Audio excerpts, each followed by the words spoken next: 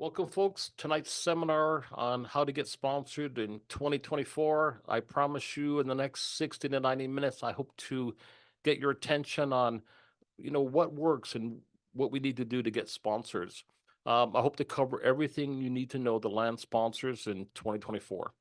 I believe racing is in big trouble, and one of the reasons is because tracks are closing around the world like never before. And when these tracks close, most of them will never reopen. One of the reasons these tracks are closing is they don't have the car count. I'm very closely related with my local track here in St. Catharines, Ontario. On a given Saturday night, we average 10 spectators for every car on the track. If we have 100 cars on the track, we have 1,000 people in the stands. If we have 250 cars out on that Saturday night, 2,500 people in the stands. And that makes sense because if I was driving that car, my loved ones would come out and watch me race because I'm in the car. But if I'm not able to race, my wife, my kids, my next door neighbor might not be there because I'm not there. So here at our track, 10 spectators for every car in the track. So you think would be the easiest solution, just put more cars on the track. Well, why aren't there more cars on the track? Well, the reason is because I would predict that probably 90% of all 80 or 90% of all race teams are paying out of pocket, and it's getting increasingly difficult to come up with 20 to $50,000 to pay out of pocket to race. And I think that unless we get this right, there's going to be less people racing. It's just harder and harder to afford. My name is Claude Haggerty. Friends call me Super Sponsor Man. I eat, drink, and sleep sponsorships. And I've also been a race fan for many years.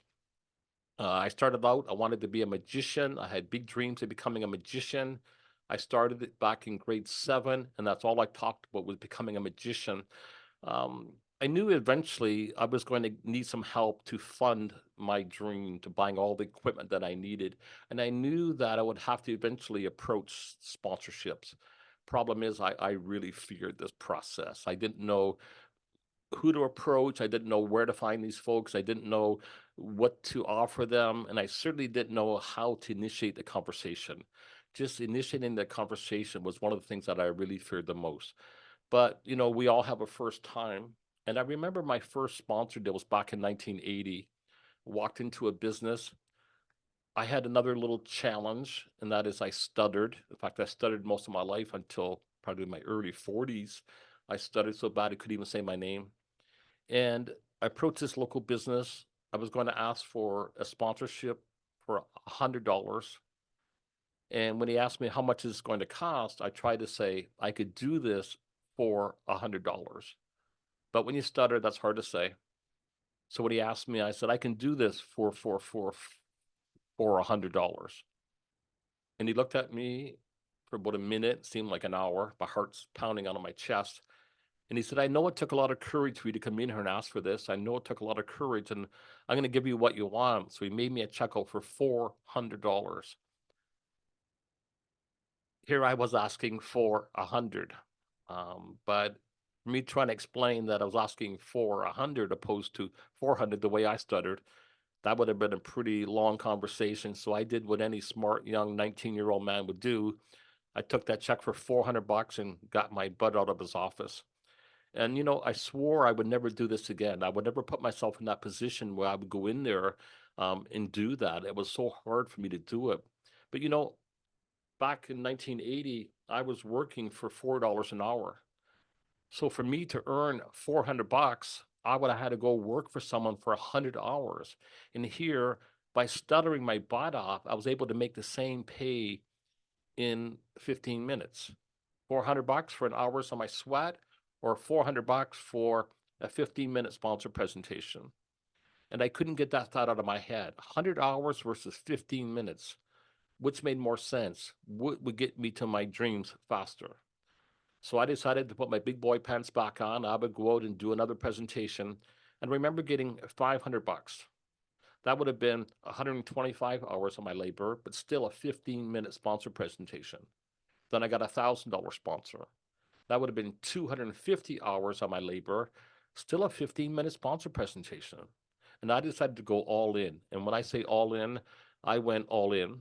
And not only was I able to become a grand illusionist, but I was able to land $200,000 in sponsorships every year for 36 years. I did about $8 million in sponsor deals across Canada in more than 10,000 cities. If I put a map of Canada up on the wall, I feel very confident I could give you a pin. I could turn my back and say, you put this pin on any city in my country, and I bet you $500 wherever you put that pin, I've landed a sponsor deal. That's a pretty big statement to make, but I want you to understand that I didn't learn sponsorships on YouTube yesterday. I've been doing this for a while, and I learned a lot during this process. Over the years, I've sponsored a ton of race cars. I've been sponsoring race cars since about 1990. A couple of my employees used to race, so I sponsored them. One of my best friends purchased a racetrack, so I started sponsoring the track. I opened a brick and mortar sandwich shop that is a very active sponsor, and I've been sponsoring cars from 1990 right up until the current day. This is me as Claude Haggerty Super Sponsor Man, also my brick and mortar sandwich shop. I sponsored virtual race cars, and I'm actually writing a book on sponsorships that will be published sometime in the next 30 days. I have one of my students. She's written over 200 bestsellers. She's helping me to write my book. And she'll, at the top of this ad, she mentioned that about a month ago, she was doing a little tea party. She's a grandma. She's in her 60s, and she was doing a little tea party. I helped her land $15,500 in sponsorships for her little tea party. So, yeah, this works. So I promise you, you're in good hands here tonight. I'm on a mission to help as many teams as I can to land sponsorships, to overcome the fear. Tonight, I want to show you who you should be approaching, where you'll find these folks, what to offer them, and certainly how to initiate this conversation. For some reason, my Zoom is acting up. Normally, I can see you all, but right now, I can't see any of you right now for some reason. I'm going to change my screen in a few minutes. Can you all still hear me okay and see me okay? Yes, sir. Okay, Yep. perfect. Okay. Yes, sir. Okay. Look good. Okay. Yep. Sorry for the tech. Yeah, just want to make sure we're all good. So the two things you really need to land sponsorships is confidence and a little credibility. One, you have to be confident enough to go in and present what you have, but you also have to have a little credibility to back it up. You could be super confident, but if you go in there, well, first of all, if you're not confident, you could have all the credibility, but if you're not confident to present it, you won't get a sponsor deal. And if you don't have a little credibility to back it up, it's a little harder too. So I'm hoping what I share with you tonight will help you with your confidence and give you a little credibility. So we can get started here. A couple different ways of getting sponsorships. There's different ways. I'm not saying that my method is the only way. There are various ways of getting sponsorships, but I challenge you to show me a more direct way than what I'm going to share with you here tonight. This is, I believe, as simple as it gets. As a magician, one thing I really learned as a magician is how to stack the deck. You do not want to play poker with me or cut the cards or anything like games of chance. Would not be a wise idea, having been a magician for 36 years. But in sponsorships, I want to stack the deck as well, to stack the deck so I have an 80% chance of winning every time I play. So, a couple things to get started. My first valuable lesson came in a potato field. And I can promise you right now that if I went in my backyard right now with a shovel and a bushel basket and I started digging for potatoes, I could dig for 5 or 6 hours and I would return back inside with 0 potatoes. And the reason is I didn't plant any potatoes out there. So if I didn't plant any potatoes, it would be pretty foolish for me to think that I could actually go out there with a shovel and a basket and actually dig up those potatoes. That would be pretty foolish.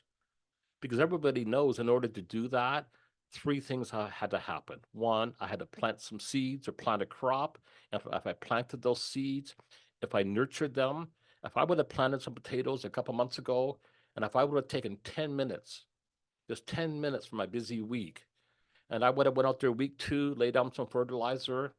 Week 3, if I would have took a water hose to those just for 10 minutes, nothing too crazy, just 10 minutes of my busy week. Week 4, if I would have wanted to maybe plucked a few weeds away from that area, I could go out there and I could harvest this crop with predictability. I know that if I planted these and nurtured them and harvested this, I would bear fruit.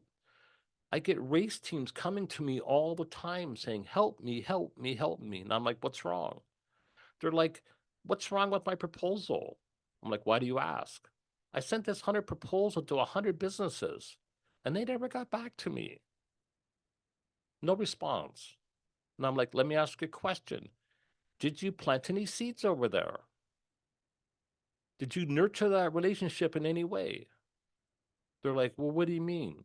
Well, let me ask you a question. In the last couple months, did you stop in and say hello? Were you a customer? Did you leave them a review on Google or Facebook? Did you send them a new client, refer them to somebody who maybe was a client? Did you drop off a pizza and tell them how awesome they were? Well, no, didn't do anything like that.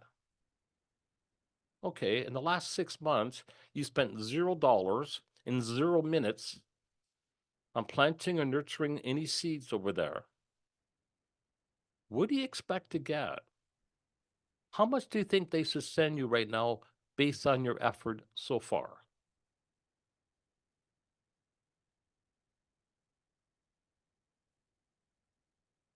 $0. That's what you get. So, folks, we need to plant seeds, we need to nurture those seeds, and we will harvest. If you skip this step, there will be nothing to harvest. Two, I'd like to talk to you about two different sponsorship models. I'm not saying one is better than the other, but they are certainly different. And I'm going to call them micro sponsorships versus traditional sponsorships. In a traditional sponsorship, we're going to go after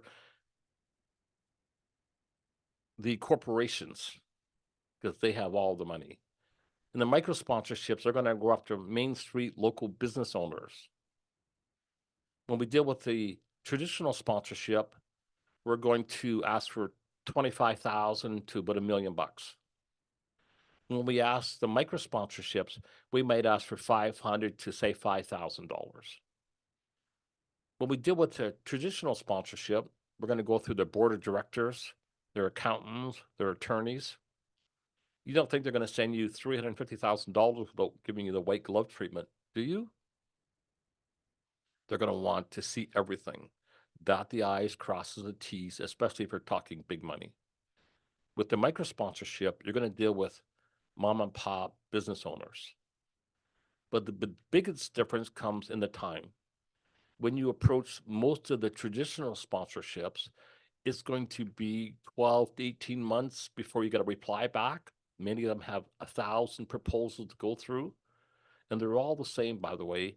I bet you that Brad or others that deal with sponsorship will tell you that they could grab any 20 proposals off the desk, and they're pretty much all the same. They all use the same templates. They're all using the same proposals and the same verbiage that everybody else is using, and nothing there is making their stand out. And it could be 12 to 18 months even to get a reply back. And many times it will be a product offering or discount of some sort. It probably might not be in the form of a check. Now, I'm not saying don't do traditional sponsorships, but I am saying if you're going to send a proposal and you're going to wait 12 to 18 months to get a reply back, that will probably be a no.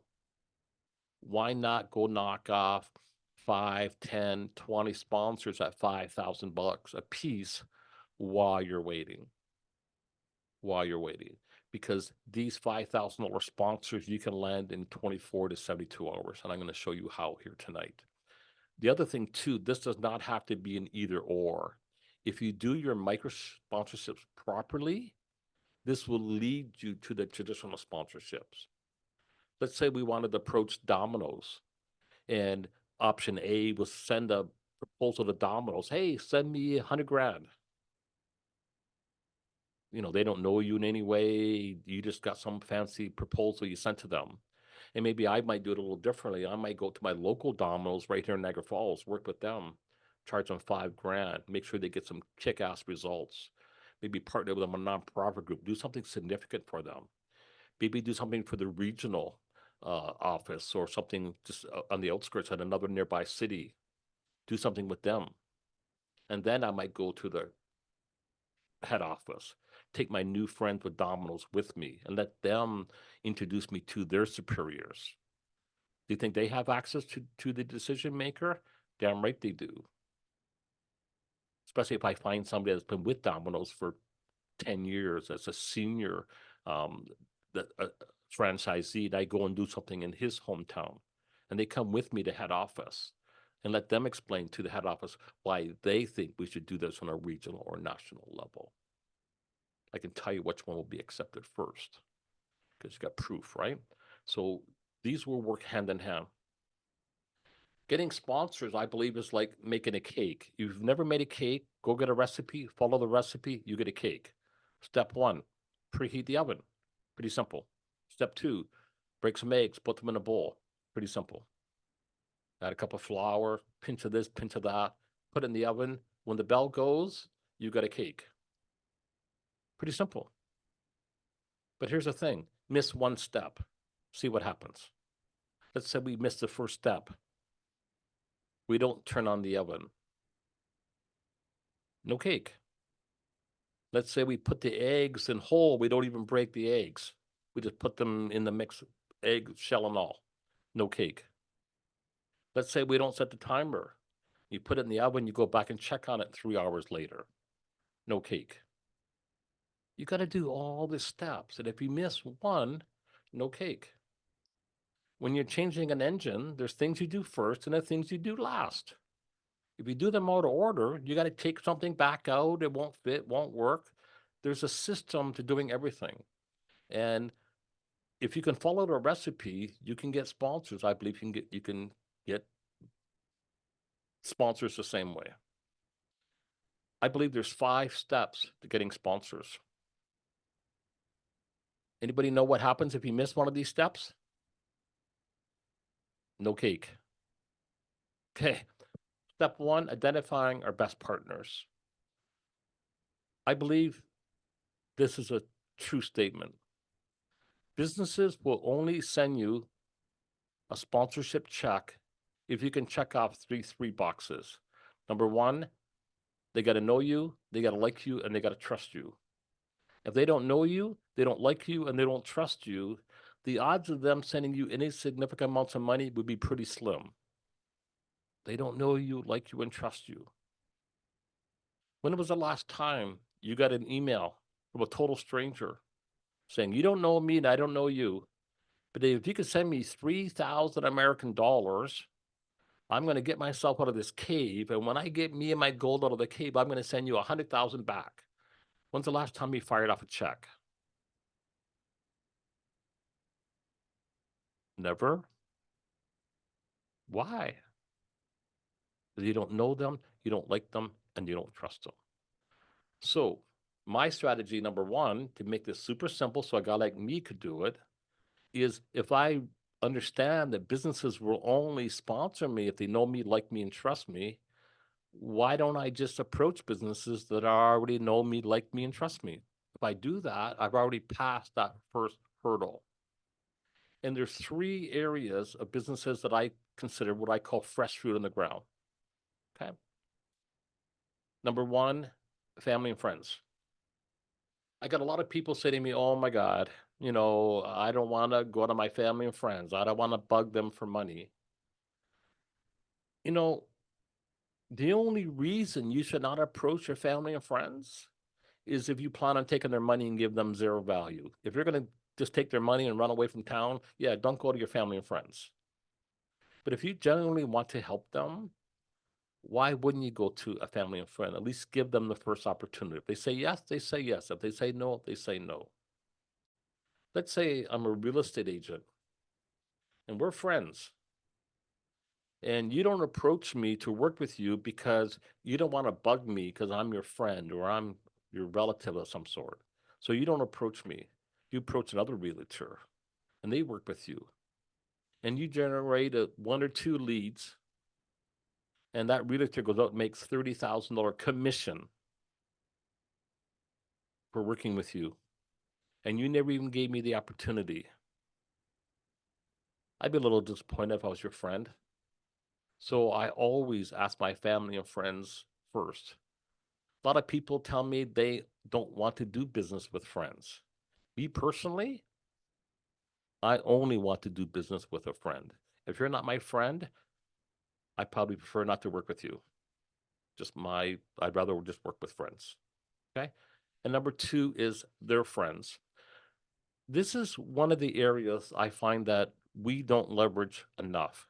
We all know 500 to 1,000 people, and those 500 to 1,000 people all know people we don't know. So either A, I want to know who I'm contacting directly, or I want to be introduced to them by a mutual friend. Does that make sense? Now, who here, I can see you now. I click my screen. I can see you all now, thank God. Who can tell me here now, or put up your hand if you know a real estate agent quite well? If you know a real estate agent fairly well, just put up your hand. I want to ask a question for demonstration. Okay. Toby, put on your microphone, please, sir. Sir. You know a realtor quite well. Yes, sir. And tell me the name of the realtor. Jeanette Hollowell. The first name? Jeanette Hollowell. Jeanette. And what's the name of your city or town that you live in? State? West Memphis, Arkansas. Arkansas. And how long have you known Jeanette? 30 years. 30 years. That's a long time. And how are you connected to her? She's actually my cousin, like She's your third cousin. She's your third cousin. Okay. Is there anything that if I mentioned to her that would get a quick laugh? If I mention anything, do you have any favorite moments or anything at all I can mention that might get a bit of a laugh with her? Special moment, something funny that she would know right away that would be you that told me that. No, sir. Anything at all? Okay. But you've known her for 30 years though, right? Yeah. Have you ever bought any properties with her in any way? She help you with any needs or anything like that? Yeah, she had me purchase one of my houses. Okay. And do you see her quite often? Not very often. Not very About often. once every couple of years. Okay. Here's the thing. Okay. Let's say tomorrow morning, I call Jeanette. Ring, ring, ring. She's like, hello, Jeanette, realtor. Hey, Jeanette. My name is Claude Hagerty. I'm from Niagara Falls, Ontario, Canada. You and I have never met. We are total strangers. That's a fact. But we have a mutual friend. And this mutual friend has known you for like 30 years. In fact, you helped this friend purchase their first home. In fact, this mutual friend is probably a little more than a friend, and you're like third cousins. And she would say, oh my God, you're talking about Toby. She would know, oh, you're talking about Toby. Bingo. Yep. Jeanette, you know Toby? I know Toby. I was talking to Toby yesterday about doing something in Arkansas that is going to benefit a local realtor. And when I told Toby this, Jeanette, he thought of you right away. He thought of you right away. Now, Jeanette, what I have may or may not be of interest to you. You might like it, you might not. I don't know. But I promised Toby you could see this first. Because we are going to benefit one realtor in Arkansas. And Jeanette, if you like this, we'll do something. If not, that's okay. I'll offer it to another realtor. But I did give Toby my word that you could see this first. Folks, I just gave you $1 million script. Because you know what would happen? Jeanette would meet with me, either in person or on Zoom. We may or not partner together. That will remain to be determined. But I can promise you she would meet with me. And she would have very little hesitation. She wouldn't be nervous. It wouldn't be awkward. She wouldn't be not even that much worried. Why? Why is she so comfortable? I can tell you why. Because she knows, likes, and trusts Toby. She knows Toby would not hook us up if this wasn't for real somehow. And she felt very comfortable meeting with me because of her relationship with Toby, so I know and like Toby, who knows and likes and trusts Jeanette, who knows and likes and trusts Toby, who knows, likes, and trusts me, and therefore she feels very comfortable at least hearing about my opportunity. Imagine if I did it different. Ring, ring, ring. Hello, Jeanette, realtor. Hey, Jeanette, you don't know me and I don't know you. Do I got a deal for you? Goodbye. Not interested.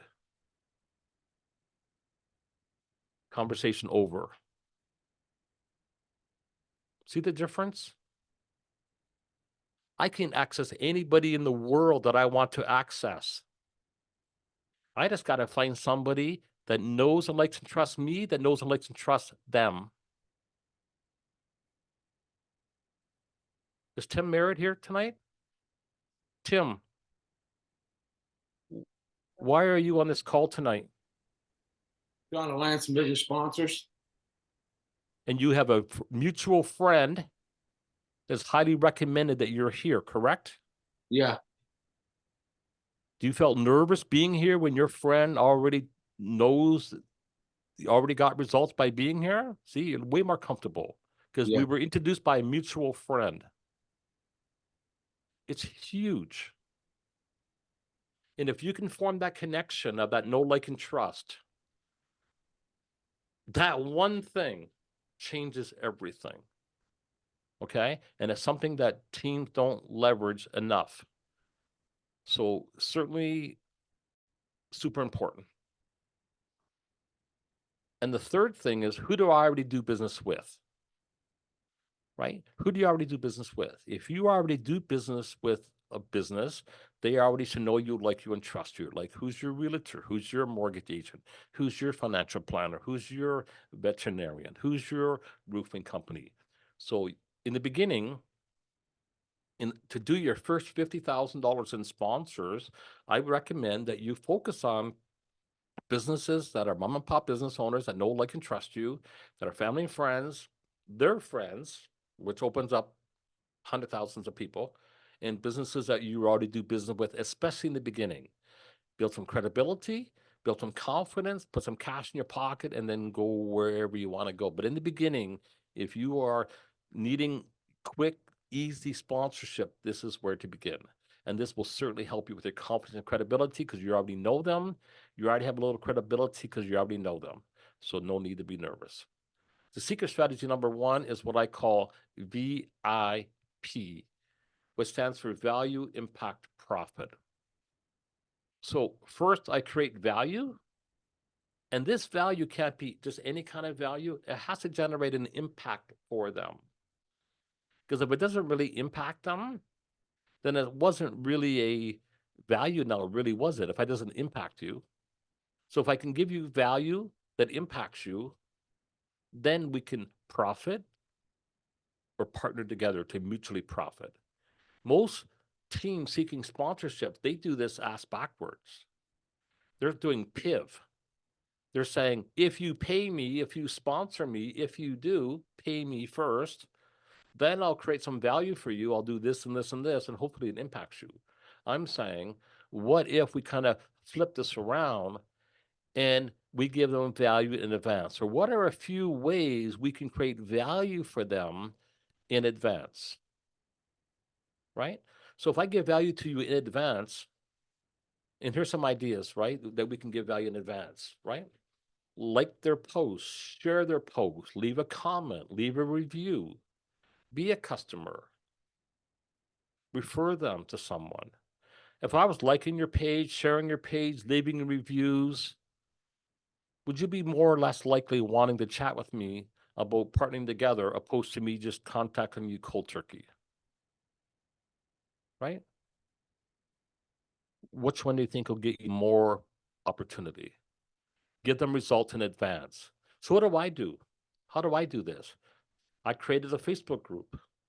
I have 2,800 teams in there. I post strategies in there all the time, little tidbits for free. Then I invite people to chat with me for free. Why?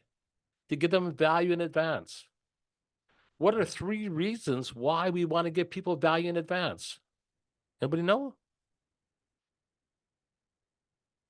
So they know us more, like us more, and trust us more. That's it. If I'm already giving you value, if I'm already sending customers your way, are you going to get to know me, like me, and trust me a little bit more, opposed to me just sending you out some proposal? Damn right, because I'm already giving you results. I'm already helping you. So the more we can give them value up front, in advance, the more people will come to you and wanting to partner with you because you're already helping them. Super important. So let's get back here to the slide. So the reason we're going to give them a result in advance is so they get to know us, like us, and trust me more. Those I work with on an ongoing basis. I have a lot of software, different tools where we create animated videos for their logos, but I'm very big on giving them value in advance. But because we're limited for time, I just want you to understand the principle. Number 1, we're going to identify fresh food in the ground, people that we know, like, and trust. And 2, we're going to go out of our way to give them value in advance so they get to know us, like us, and trust us. 3 things I say before every sponsor meeting, and this is something I say to myself.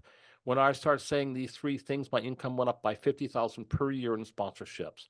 Number 1, I always say, I will not prejudge this opportunity. The reason I say this, we have a tendency as humans, we make a list of people that we think would be good partners.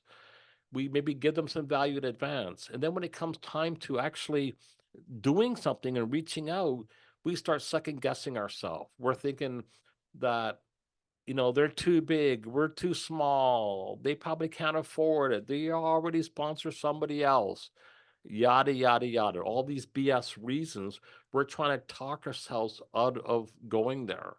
So first 3 things I say. Number 1, I will not prejudge this opportunity. Number 2, I say I will not prejudge this opportunity. And then I say I will not prejudge this opportunity. Every single time I raise up my hand, I will not prejudge, I will not prejudge, and I will not prejudge. The only way to know for sure is to ask the question, is to approach them. Now, your approach is super important.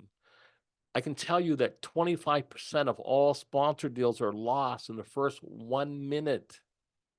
It's a big number. 25% all sponsor deals lost in the first 60 seconds is because we approached them wrong. And here I can tell you this: the more you say on the phone to set up the appointment, the lower the odds of getting the appointment and the lower the odds of getting the sponsor deal. I'll say this again. The more you say on the phone to set up the appointment, the lower the odds of getting the appointment and the lower the odds of getting a sponsor deal. Ask me how I know this. Anybody know why this happens?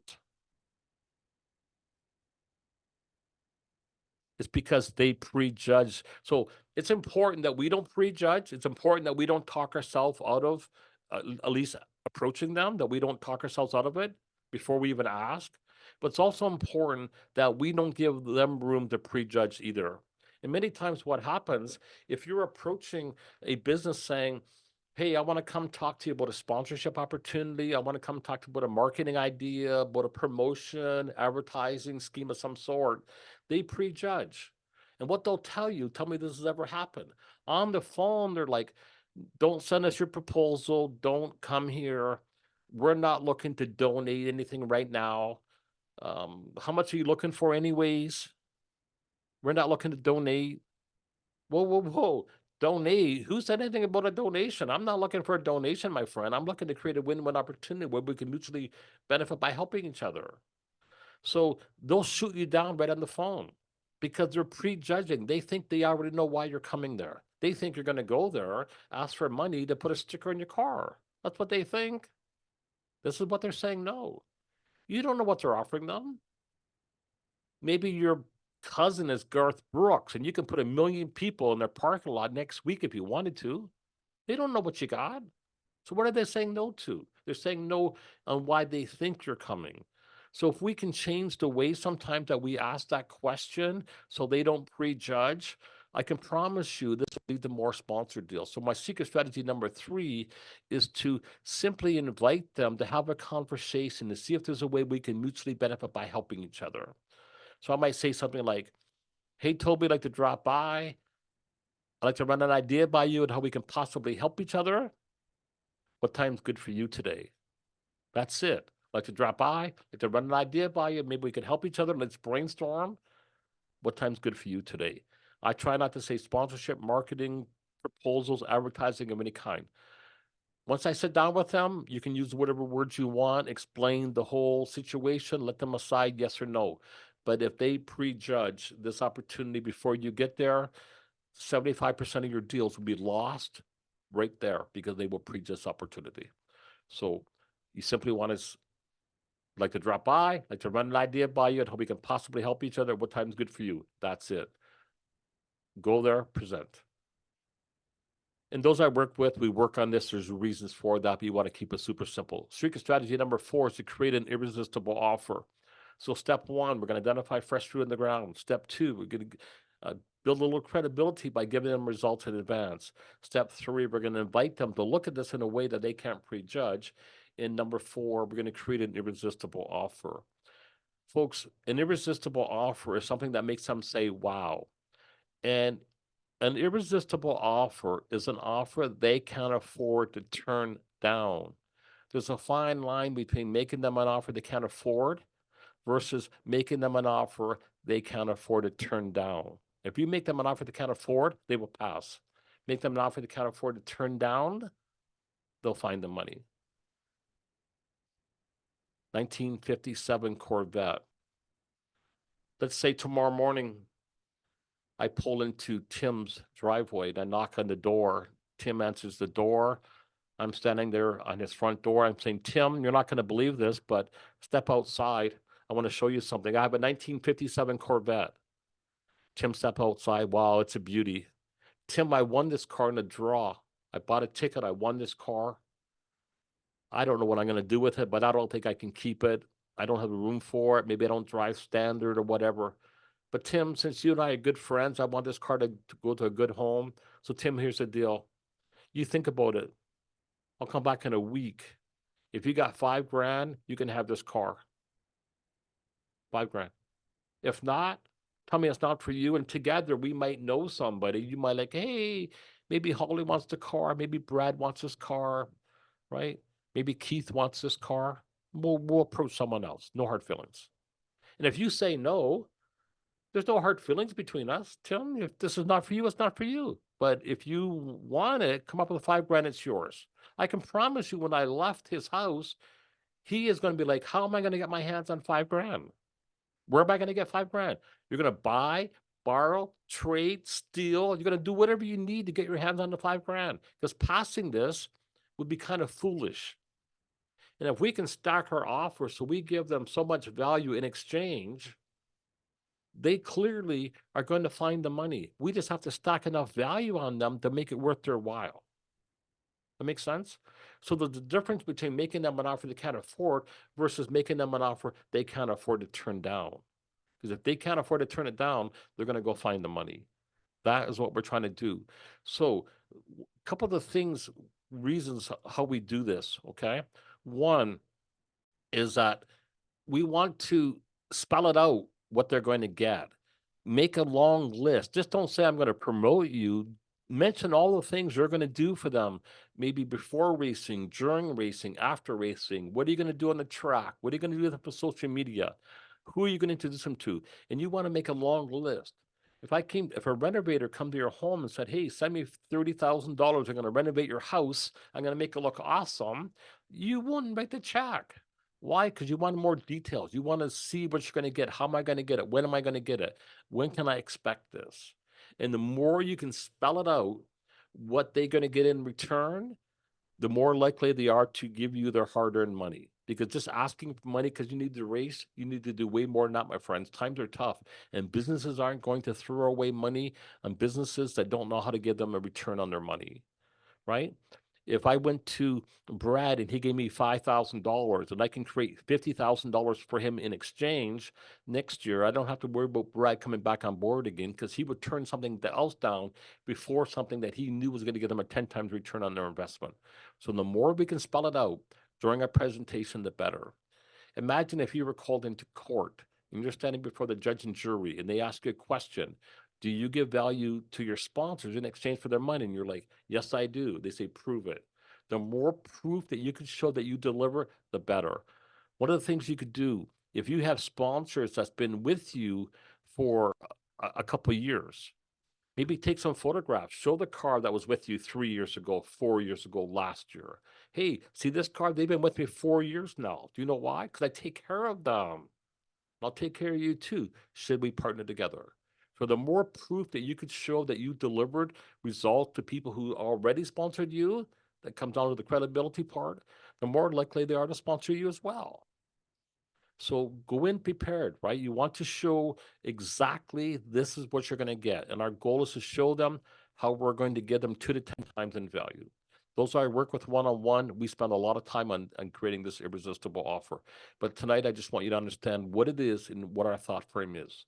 Step 1, attract fresh fruit in the ground. Step 2, build a little credibility, giving them results in advance. Step 3, invite them in a way they can't prejudge. Step 4, we're going to show them the irresistible offer and how we're going to create 2 to 10 times in value what we asked them for. That's the goal. Imagine someone said, here's a roadmap. I'll sell you this roadmap for $100. If you follow this map in 10 years' time, you're going to get to the $1 million treasure. It's going to take you 10 years to get there. $100 for the map. Or B, I can take you on a little shortcut. I have some tools. I'll show you a little different journey. We'll get you there in 6 months. It's going to cost you 20 grand. What are you going to do? You want to take $100 in 10 years? Or do you want to take 20 grand and do it in 6 months? That's an irresistible offer. They will find the money. This is what we're trying to create. Secret strategy number 5 is to create a little urgency, but it's important that we create urgency with no pressure. Nobody wants to be pressured. You know, like going to the car lot and you're looking at a car and they're like, oh, and you're like, I'll come back in a few hours. They're like, oh, as soon as you leave here, someone's going to snag this car up. They were in here a few hours ago. They're drooling all over this car. And you're like, give me a break. That feels slimy. And you certainly don't want to come across this way. But if you don't create a little bit of urgency, many of them will never get around to signing the check either because there's no urgency. And I'll tell you what happens if you don't create urgency. Okay? You go in, you meet with a business. They think this is gung-ho. They're super interested. They're super exciting. They'll tell you this is amazing. This is one of the best things they've ever seen. I got to talk to my partner. It's going to be a little formality. You get in touch with me 2 or 3 days. We'll put this to bed. You're like, oh my God, I got this. Then you go home. And a week goes by. You haven't heard from them. Now you start wondering, maybe I should email them. Then you think, maybe I should call them. Then you think, well, I don't want to be desperate. I don't want to chase them. They said they'd get back to me, so you give it another week, and you still don't hear back.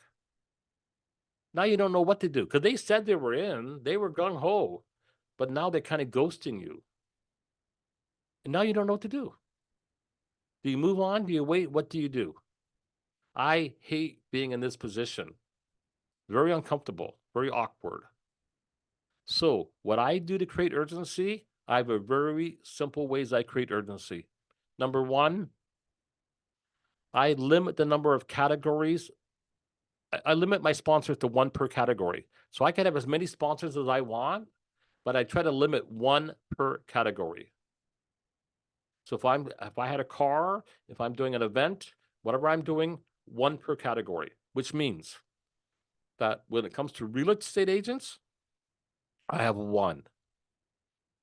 And what I do to make this fair, first come, first serve, period. This is on a first come, first serve basis. But I come to you first because you're fresh fruit, because I know you, you're a friend of my friend, we're neighbors, our kids go to the school together, our kids play hockey together, we go to the same church, whatever it may be. I come to you first. If you like it, it's yours. Now, if you want to think about it, go ahead.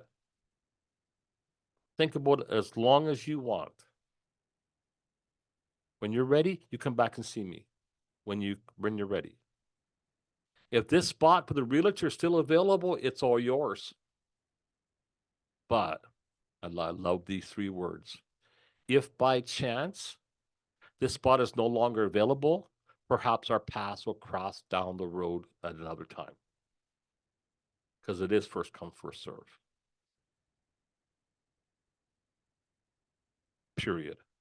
When I initiated that, my sponsors went up 50 to 75,000 per year right there. First come, first serve, that's it. There's only one of these, one of these, one of these, and one of these. Like if you're a veterinarian, good. If I don't have a veterinarian, you're welcome, but I only want one. You're a flower shop, there's only one. Per event, per city, per whatever you're doing. Now, as the teams I work with one-on-one, I show them, I was able to get 1,000 realtors to send me $1,000 each. That was $1 million idea. That was awesome. Where I got 1,000 realtors to send me $1,000 each. It's possible to get a realtor to sponsor you in every single city you go to. They don't even need the logo on the car. They don't even care about that. They don't care about advertising. They don't care about marketing. They already have all that. One thing a realtor wants, can you generate one name, one phone number, or one lead that might be interested in buying, selling a home? Because I give them one phone number, somebody who might be buying or selling a home, that one transaction can make them $20,000, $30,000 commission. And I have a way of doing that. I figured that part out. So super simple that we do it this way. Okay, we create a little urgency. Another way we create urgency is use your calendar to your advantage. You know, this is what we're going to do for our sponsors in January. This is what we'll do in February. This is what we'll do in March. This is what we'll do in April. This is what we'll do in May. Hey, sure, you can sponsor me in May if you want to. I just hate to see you miss out what we're doing in January. You're going to miss out what we did in February. You're going to miss out on that. You're going to miss out on that. Do you know that there's 11 people on the call tonight? Do you know that 6 or 7 of you registered for this event like 2 or 3 hours ago? Why? I said a date and time. This is when it is. Create urgency. It starts in 2 hours. Create a little urgency so that I can help you do big things. And this is the same thing with our sponsors, right? We don't want to create urgency to pressure them to move forward sooner than they want to. But the sooner they say yes, the sooner you can start giving them results. Right? If you can help a business generate results next week and actually help them, that's better than them waiting 6 months too. And it's better for you too. So with me, first come, first serve, one per category, and it's strictly first come, first serve.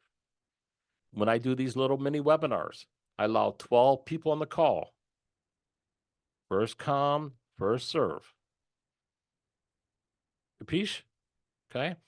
And I'm not saying, you know, and we don't come across hard-nosed when we present this, but you certainly want to know, you know, and if I'm approaching someone, I'm like, hey, this is a first come, first serve basis. I'm looking to benefit one realtor, and I wanted you to see this first because of our friendship, right? Hey, Brad, you know, I got something that's going to benefit one of these, somebody who makes fire suits or whatever, and I wanted you to see this first because we have a mutual friend, right? If you like it, we'll do something. If not, no harm done. Like me approaching the realtor example. Hey, I'll just run this idea by you. If you like it, we'll do something. If not, no harm done. But I come to you first because we are connected somehow. You're a friend of a friend. You're, you know, you're related to Toby. That's why I contacted you first, Jeanette, because you're a friend of a friend. If you like it, we'll do something. If not, no harm done.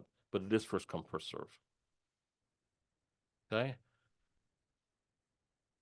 Super important. If you just take this information here tonight, it will be life-changing.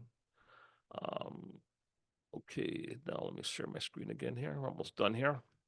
Super important to do that, that idea. So this is the 5 steps, right? We identify our best partners right out of the gate by people we know, like, and trust. We give them some results in advance by creating a little value, right? We invite them to chat in a way that they can't prejudge. We create that irresistible offer. We spell it all the things that they're going to get, how we're going to do it, social media. And then we're going to create a little urgency. And if you do that, these are the 5 steps. We talked about baking a cake, same thing. Step 1. If you don't identify these best partners, if you contact people that there is no connection to, you're pretty much done. You probably won't get any significant results. If you don't have any credibility, they're not even going to talk to you. If you invite them the wrong way, they're going to make a decision right there. They probably won't want to even continue the conversation if you invite them in a way that they can prejudge. If you go meet with them and you don't create that irresistible offer and they don't see how they're going to get 2 to 10 times, they'll hem and haw, they'll say no thanks, they'll never get back to you. And if you do all the 4 steps, you will be right on the goal line. And I promise you, if you do not create urgency without pressure, if you don't find some way to at least create a little bit of urgency, weeks and weeks and weeks will go by. And eventually they just go on and do something else. They kind of lose interest. They just move on.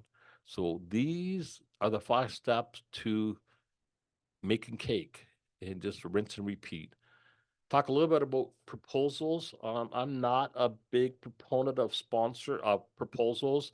In my opinion, about 99% of sponsored proposals suck. There's a couple reasons why I think they suck. I always encourage people, sorry, my best advice is to burn your proposals. And I know this is a pretty harsh thing to say, burn your proposals. I'm not a big, let me tell you what, it's not that I don't like proposals. I don't like the proposals the way that they're normally used.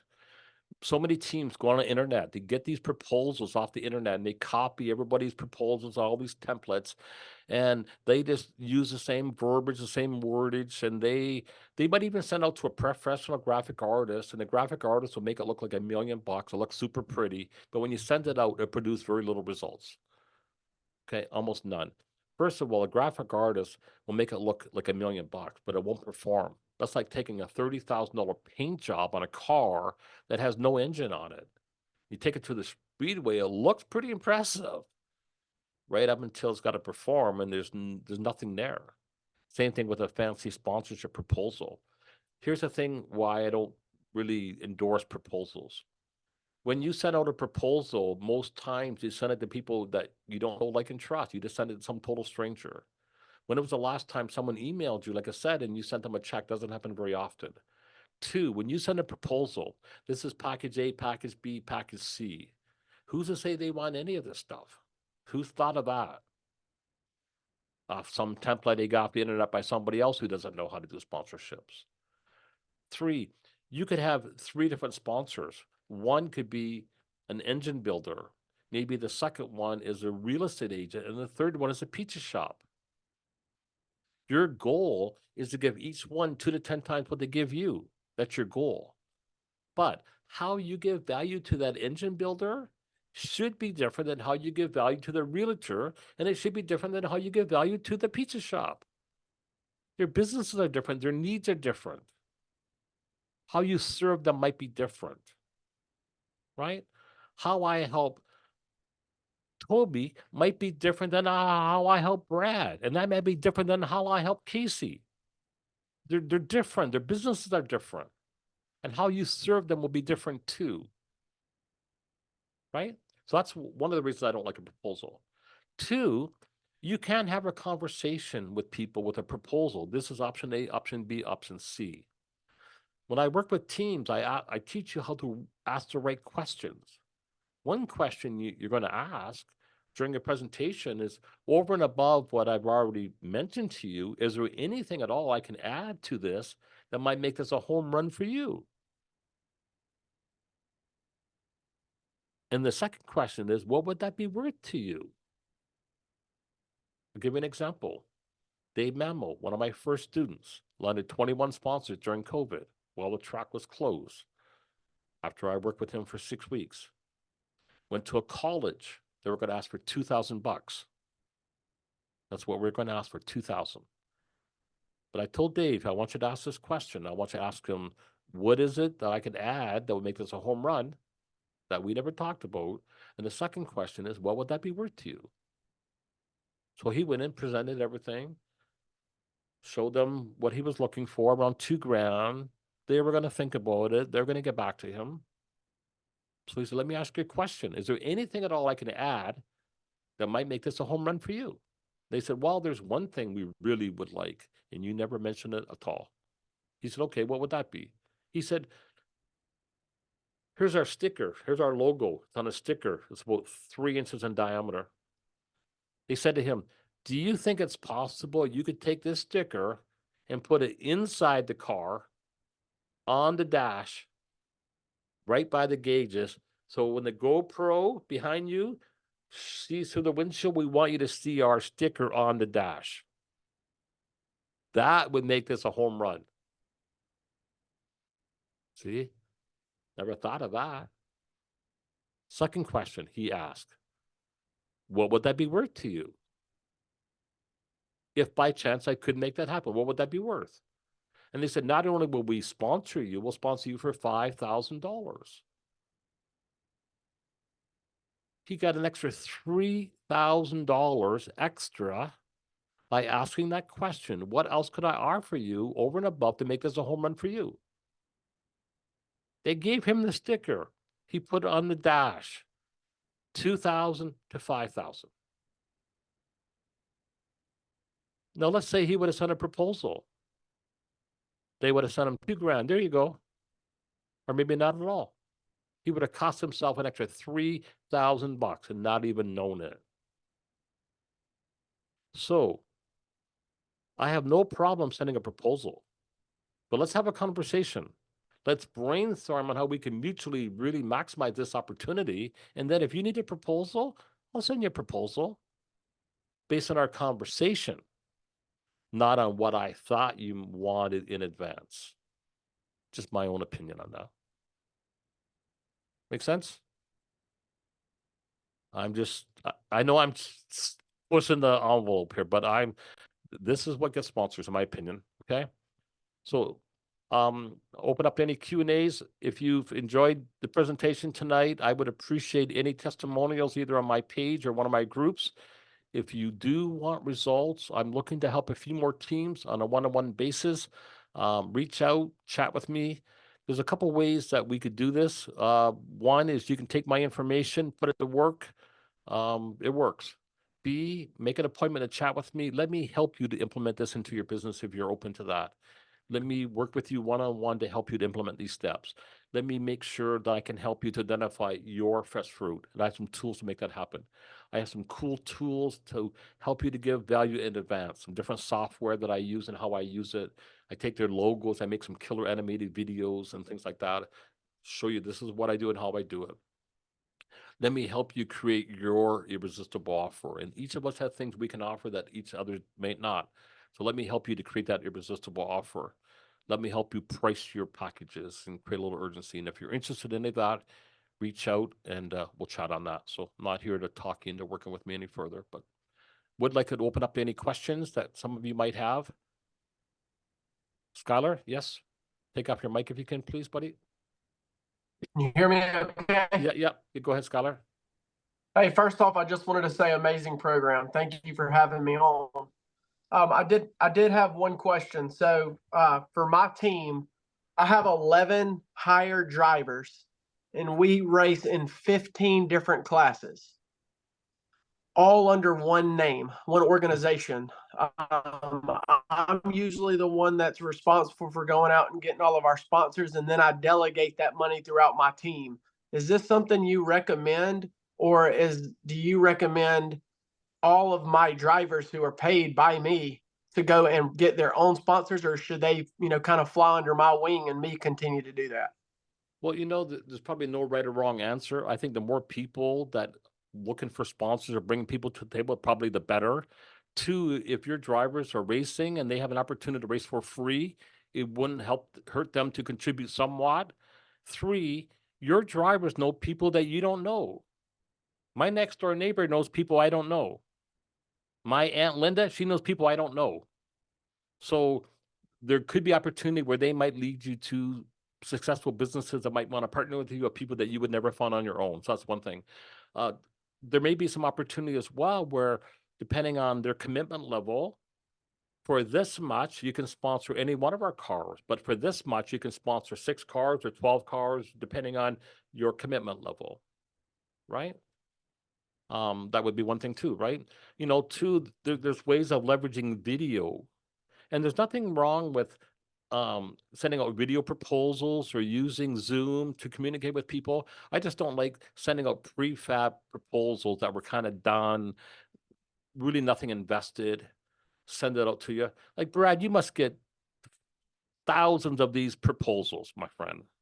We just did, we do our national sponsorship drive every September. We plan the next year in fourth quarter, and it's been so overwhelming.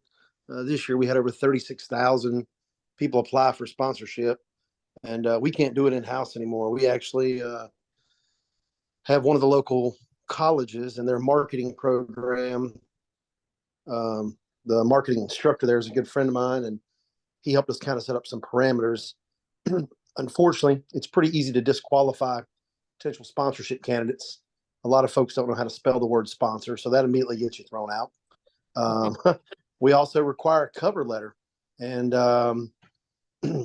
we use a lot of AI in our 3 other companies, so we can tell when ChatGPT has written those. That's another great way to get thrown out.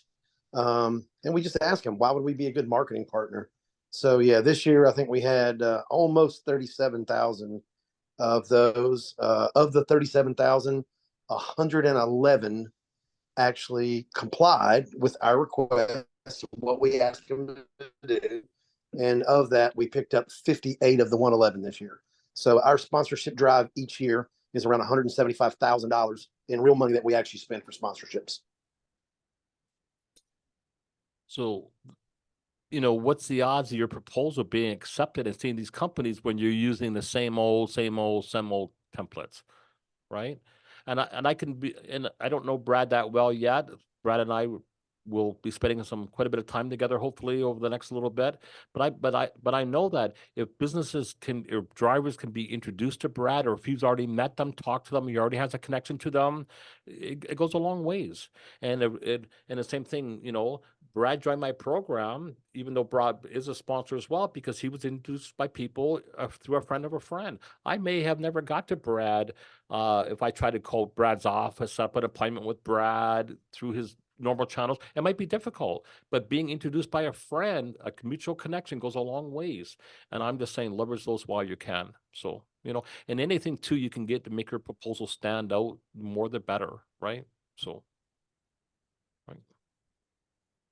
Brad, I'm going to interview Brad on that one day too. Maybe Brad will do something one day. We'll chat on that and maybe record something as a little bonus. I would appreciate doing something like with you. Like, what do you look for as a sponsor? But you know, that human connection goes a long ways if they already know you, like you, and trust you. So Absolutely. And Claude, that you touched on it there. For us, it is that return on investment. Our very first sponsorship that we ever did for a fire suit, and most of the guys and girls in the group will probably know this name, even if they're not IMCA racers, is a guy named Jimmy Gusson, the Jammer. And he was hitting me up for a suit at Super Nationals. Well, this would be 20 plus years ago. And so the only way I'll give you one is if you can sell me 10. He says, I can sell you 10. I says, well, how soon can you sell me 10? He says, well, the event's going to be a week long. Before the event's over, I'll sell you 10. And he did not sell me 10. He sold 22 that business week on the grounds of that deal. To this day, Jimmy's probably one of the guys that I've sponsored the longest, and Jimmy's worth 30 to 50 suits a year for me. So on the small side, Jimmy's generating 35 to 50 grand a year for us, and helped us forge a relationship with IMCA that started as a $10,000 a year commitment that now is a 6-figure commitment that we make with IMCA. But that's return on investment, and we've seen the fruit from what we've done. No different than the Dome. We started working with Cody when the first year he did the Dome. We didn't think it was going to work either. Nobody really thought indoor racing in St. Louis in the middle of December was going to be what we needed. But we tried it. I've known Cody for a long time, helped him when he was at Scott Bloomquist, and we've been buddies because he lived here in the Charlotte area.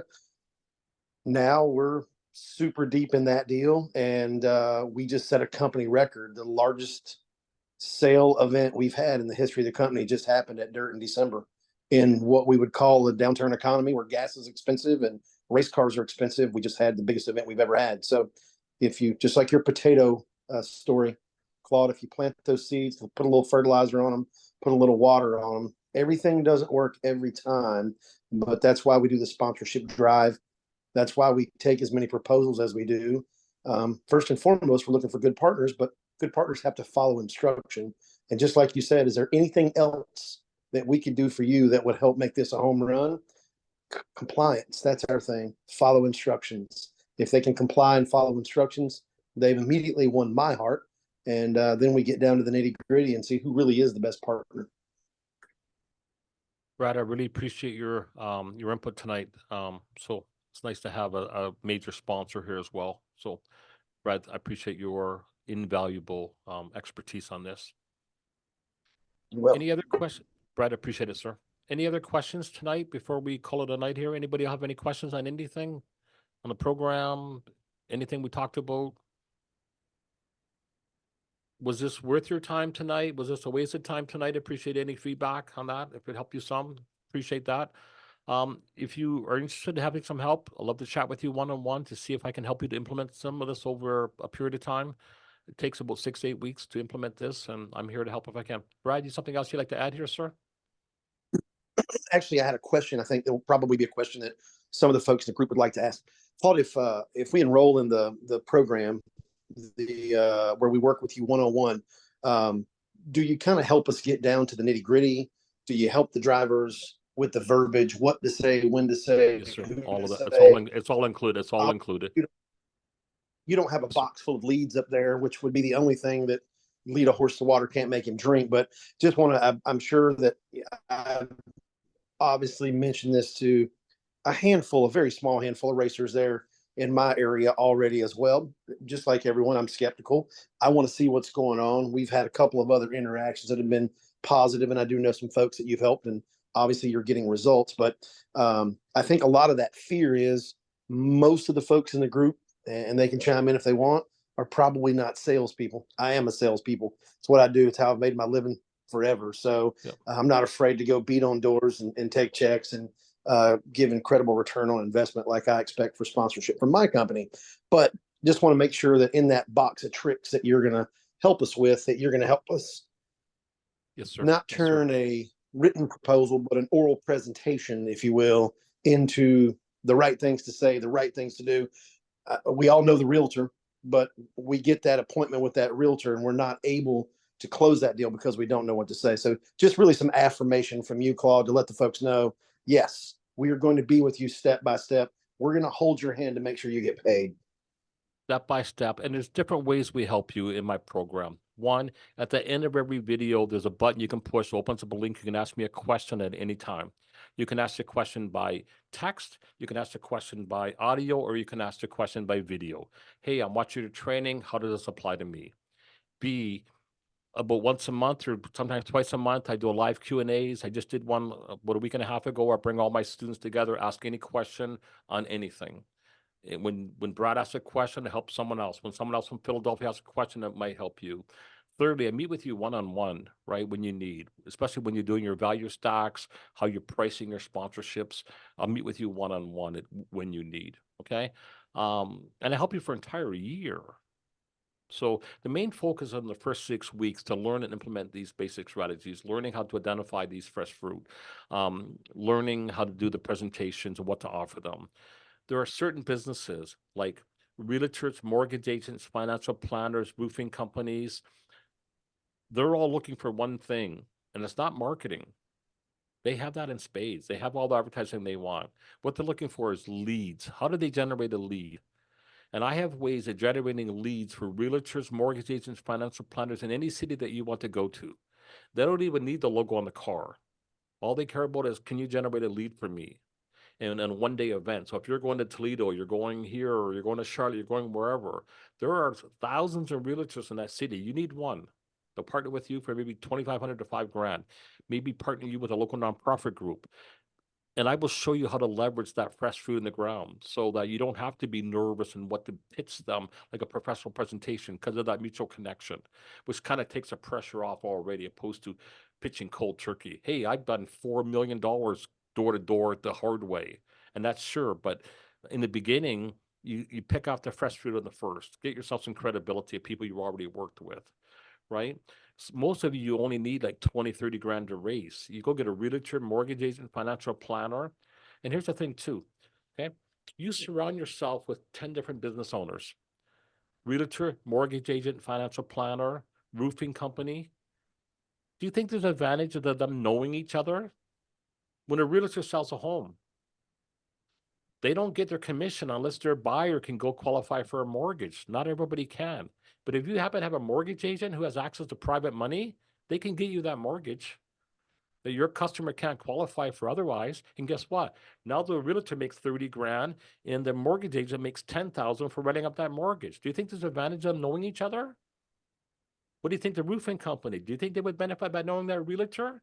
You put these people around you and allow them opportunities where they can meet, greet, and network with each other. Now, and it's all centered around you and your team. None of these businesses are going to go anywhere.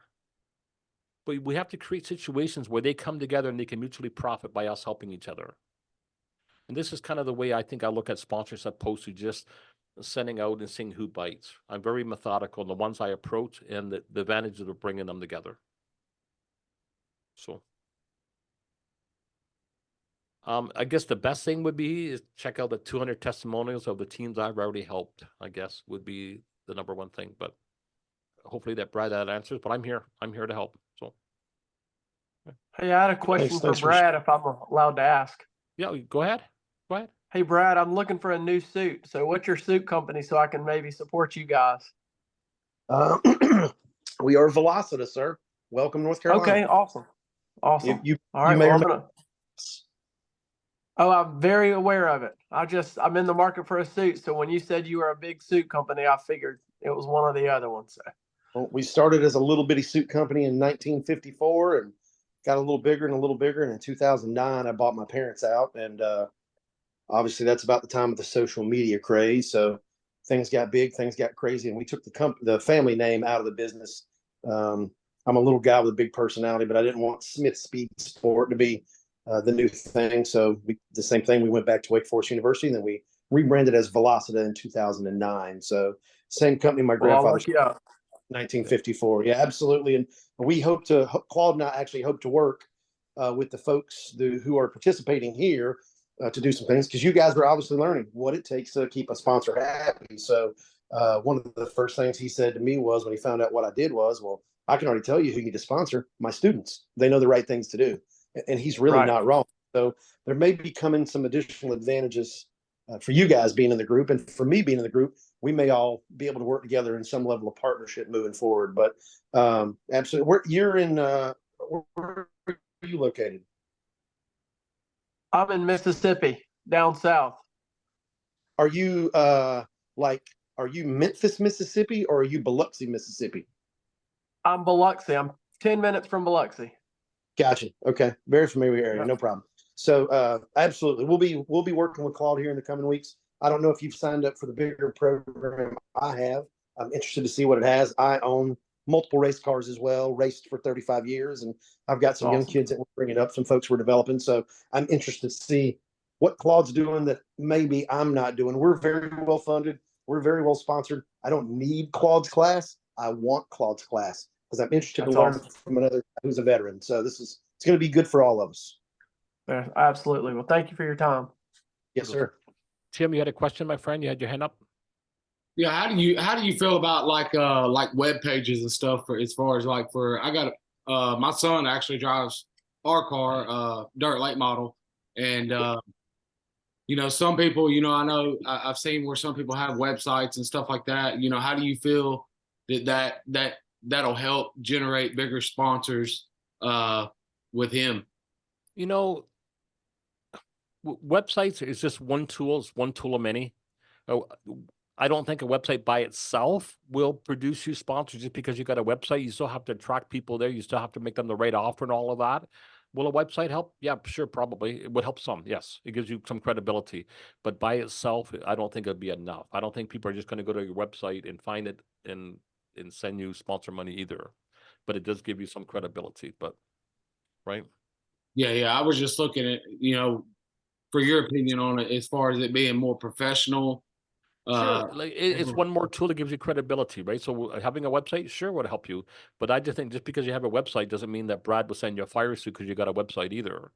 You still got to use that Now, to leverage that to get them return. Yep. Claude, Unfortunately, if I can Go ahead, go ahead. interject to help with this question, one of our minimum qualifiers is you have to at least have a landing page. But here's the magic, and here's why I'm asking for a landing page. Was it an afterthought that hasn't been updated in 7 years? Or is it something that weekly we're updating the driver's results? We have our schedule. We have the community events we've been involved with. What are we doing with the resources other than just going racing? What are the accolades of the child or the driver or whoever it may be? So is it just a landing page? Is it an afterthought, or is it something that someone is actively putting some effort into? And it can be as simple as, and not to plug anybody, but you guys may or may not know Josh Holt with My Race Pass. If you're doing something like Josh's program where it's update and the results and those things are there, I do think there's some mileage in a website, but it would be like saying, hey, if I put air in my tire, will my car go faster? Well, yes, but you probably should blow up the other three and probably make sure they're bolted on the car tightly. So it's one piece of the pie, but it can be a very valuable piece. Yes. got you. Any other questions before we call it a night, folks? Anyone? Folks, I appreciate you being here tonight. I know there's a big football game on that you missed.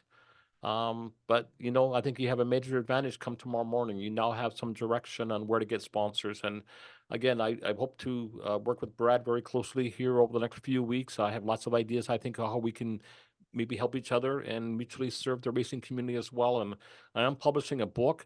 Brad, too, I wanted to reach out to you this week. I'd like to put a little blurb. You can have somebody send me something that I can include in my book as a resource. I'd love to include you as a fire suit resource in my book. I'll obviously send you a copy before it goes to print and all that, but love to feature you in my book as well to, again, start off a friendship, right?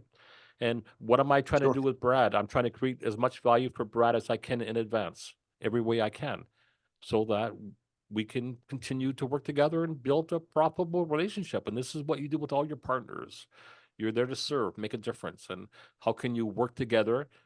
And again, rather than asking for sponsor money, we're not looking for sponsor money. We're looking for an opportunity to mutually profit or mutually benefit by working together. Do they want to sponsor you? No, they do not. Do they want to mutually profit by helping you? Damn right they do. Right? One way you're asking, one way you're giving, right? Win-win. And when we can have multiple partners, when we can all benefit each other, and this is what I like to do with my sponsors. I like to bring partners to us that where they all complement each other and they all benefit by knowing each other. Super important. And we become friends. And every year they stay on. Next year they renew, a couple more come on. They all stay with you. Next year, a couple more stay on, come on, they all stay with you. You're building those relationships. I've got realtors that have been with me for 20 years. Every year they send me a big fat check. Every year I create leads for them. I give them what they want, whatever that may be. Right? Simple. Super sponsor man. My job is done here for the evening. I appreciate all you folks giving up the game to spend some time with me here tonight. Reach out. Let's chat further if I can help you. And go get self-sponsored. And make sure you have a good fire suit. Go see my friend Brad, okay? Thank you. Cheers, guys. Good night, guys. Take care. Bye. Thank you. Thank you.